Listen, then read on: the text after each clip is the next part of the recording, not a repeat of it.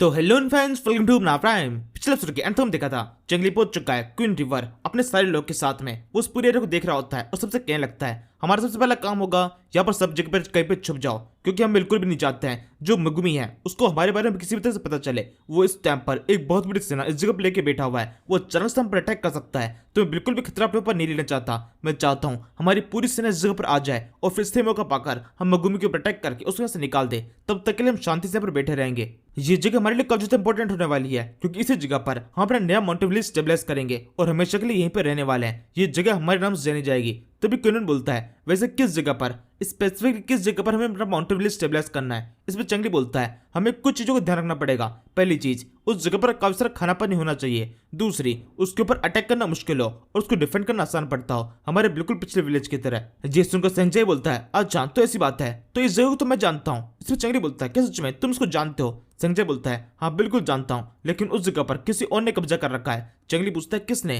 तो संजय बताता है इंसानों ने नहीं, सांपों ने। उस जगह पर बहुत सारे पॉइजनस स्नेक है, तो आपको पहले उस जगह को पूरी तरह साफ करना पड़ेगा।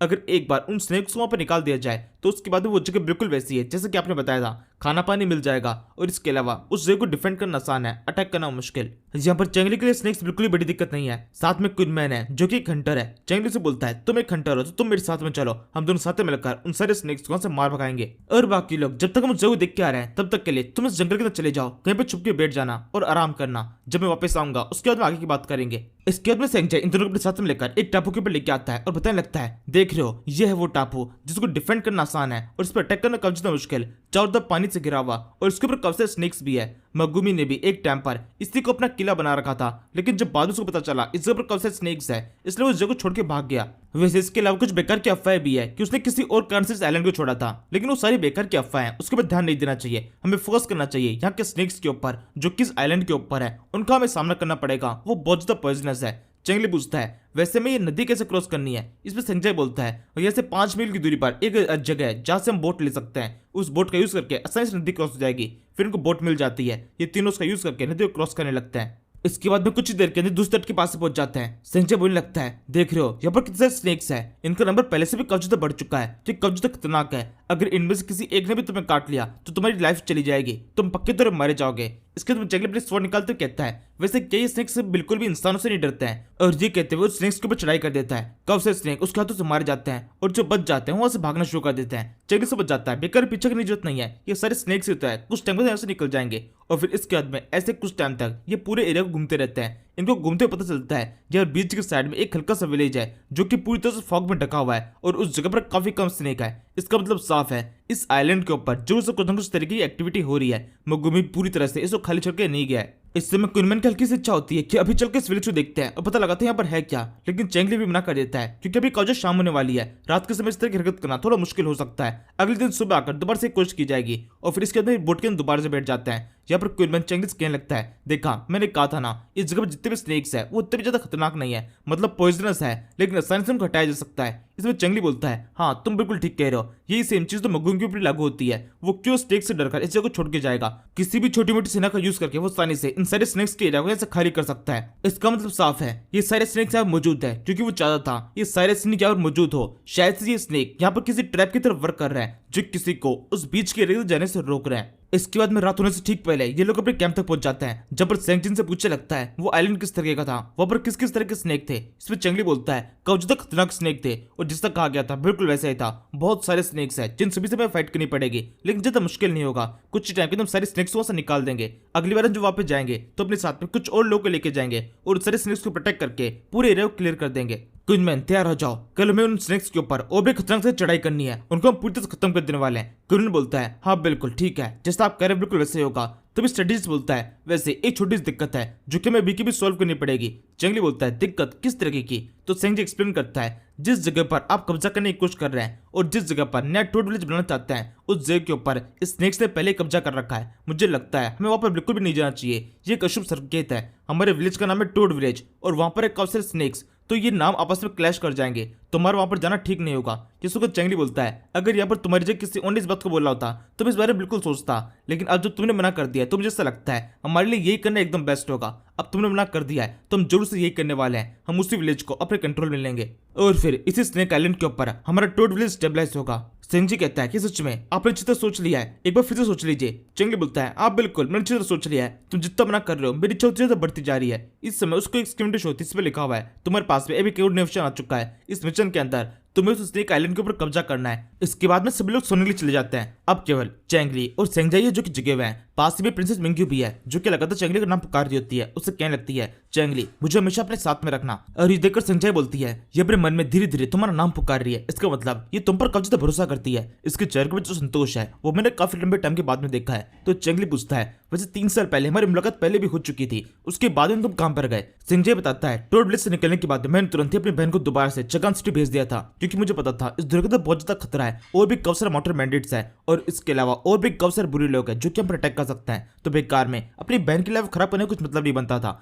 मैंने अपनी बहन को वापस भेजा और फिर उसके बाद में अपने सफर को दोबारा शुरू कर दिया। मैं उसी तरीके से इस पूरी दुनिया के अंदर भटकता रहा, हर एक चीज को देखा जो कि मैं देख सकता था। इसमें चेंगली पूछता है तुम्हारा एक्सपीरियंस कैसा था? संजय कहता है बहुत बुरा, मेरा एक्सपीरियंस बहुत ज्यादा बुरा रहा। मैंने काफी सारी बुरी बुरी चीजों को देखा है और इसके अलावा कई सारी लड़ाइयों को देखा है, अपने लोगों को मरते हुए देखा है। उस टाइम मुझे एहसास हो रहा था कि मैं एक प्रिंस हूँ, एक प्रिंस होने के नाते मेरा दायित्व बनता है इन सभी लोगों को प्रोटेक्ट करना, इन सभी के लिए कुछ करने की कोशिश करना। इसलिए मैंने एंड में डिसाइड किया अपने सिटी के अंदर दोबारा लौटूंगा। लेकिन तब मुझे पता चला वहां पर मेरी कोई जरूरत नहीं है, वो अपने आप ही सब कुछ संभाल सकता है। और जब मुझे ये एहसास हुआ मैं तुरंत ही वापस अपने सफर के अंदर लौट गया। और अब की बार इस लड़ाई को देखने के बाद जब मैं सफर पर निकला था तो अब की बार मेरे को काफी सारी अलग अलग चीजें दिखाई देने लगी। मेरे को चगान सिटी के अंदर काफी सारी दरारें दिखाई दी। मुझे पता चला कि चगान सिटी जल्दी खत्म हो सकती है, इसका वर्चस्व काफी ज्यादा खराब हो चुका है। मैंने रिंग ट्रैप के फाइटिंग स्टाइल को देखा है, रिंग ट्रैप के अंदर किसी भी तरह की कमी नहीं है, वो कब्जा शानदार है। एक टाइम ऐसा आएगा जब वो चगान सिटी को प्रोटेक्ट करके कभी ना कभी उस अपने कब्जे में कर ही लेगा और चगान सिटी खत्म होना पूरी तरह से पक्का है। यहाँ पे गड़बड़ हमारी खुद के एम्पायर के अंदर है,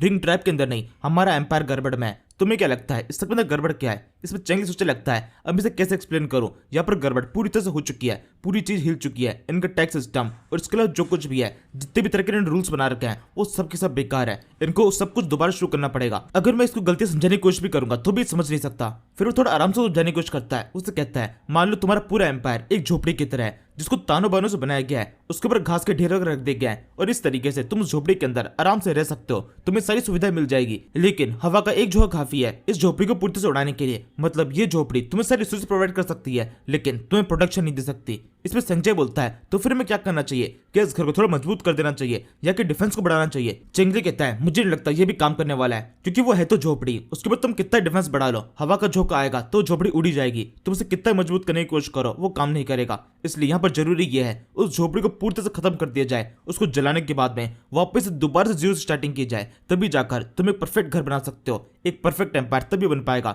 जब उसको दोबारा से जीरो से रिबिल्ड किया जाए। जी सारे मेरे अपने खुद के थॉट्स हैं, तो इसके अलावा कुछ और भी हो सकता है कोई और तरीका भी हो तुम्हारे एम्पायर को बचाने का। ये सुनकर संजय कब्जे से निराश हो जाता है। उसको पता है कोई और तरीका नहीं है, उसको कुछ और तरीका सूझ भी नहीं रहा। इसके बाद में अगले दिन सुबह हो जाती है। सुबह के समय काफी सारे घोड़े इस तरफ आ रहे होते हैं। ये सारे चेंगली के लोग हैं जो कि उसके पास कहने लगते हैं जैसा आपने कहा था हमने वो सब कुछ कर लिया है। आसपास के पूरे एरिया चेक करके हमने कुछ छोटे छोटे विलेज निकाले हैं। उन विलेज के अंदर थोड़ा बहुत सल्फर में मिल चुका है, लेकिन इतना काफी नहीं होगा। उस आइलैंड के ऊपर बहुत सारे स्नेक्स हैं, इसलिए हमें और भी काफी सारे सल्फर को इकट्ठा करना पड़ेगा। उसके लिए जाना पड़ेगा आसपास सिटी के अंदर। यहाँ पर सबसे पास में जो सिटी है उसका नाम है होजिया सिटी।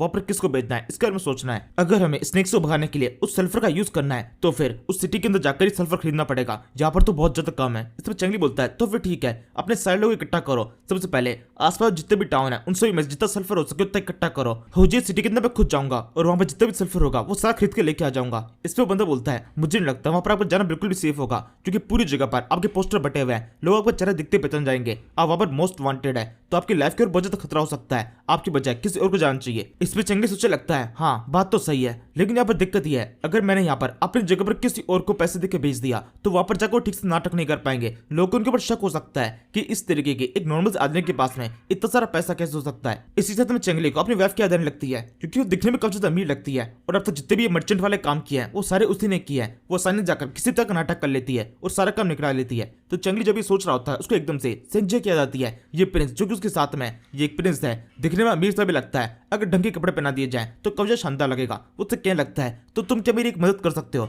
मुझे तुम्हारे शरीर की जरूरत है। इसमें संजय बोलता है शरीर की जरूरत है, इससे तुम्हारा क्या मतलब है? मैं ऐसा कुछ बेकार काम नहीं करने वाला। चेंगली बोलता है चिंता मत करो, मेरी भी शादी हो चुकी है, मुझे भी इस सबके अंदर बिल्कुल भी इंटरेस्ट नहीं है। इसके बाद में ये लोग पहुंच जाते हैं एक टेलर शॉप, जहाँ पर संजय कपड़े बदल दिए जाते हैं। अब उसका रूप पूरी तरह बदल चुका है, वो दिखने में एक मर्चेंट की तरह लग रहा है। फिर वो चेंगली से पूछता है यहाँ से आगे हमें करना क्या है? इसमें चेंगली बोलता है मैं अपना खुद के फेस का यूज नहीं कर सकता, इसलिए बिल्कुल भी किसी से बात करने की कोशिश नहीं करूंगा, लेकिन तुम्हें एक लिस्ट दी जाएगी, उस लिस्ट की मदद से तुम्हें जितना भी सामान है उस सारा खरीद के लेके आना है। मैं अपने किसी और साथी को ये काम नहीं दे सकता हूँ, क्योंकि वो वहां पर जाकर जिस तरह से बात करेंगे, क्योंकि वो एक मॉडर्न बैंडिट है, उनको लोगों से बात करना आता नहीं है, तो उनके पास आसानी से शक हो सकता है। लेकिन तुमने पूरी दुनिया देखी है, तुम आसानी से उनसे बात कर पाओगे। मुझे लगता है ये काम तुम्हारे लिए काफी ज्यादा आसान होने वाला है। और अब इसी के साथ में इस सीरीज का एपिसोड यहीं पर खत्म होता है। Thank you for watching. तू मेरा बेटी तू है, अपनी बेटी तू है, समंदर सी दुनिया भावना में बह गया मैं।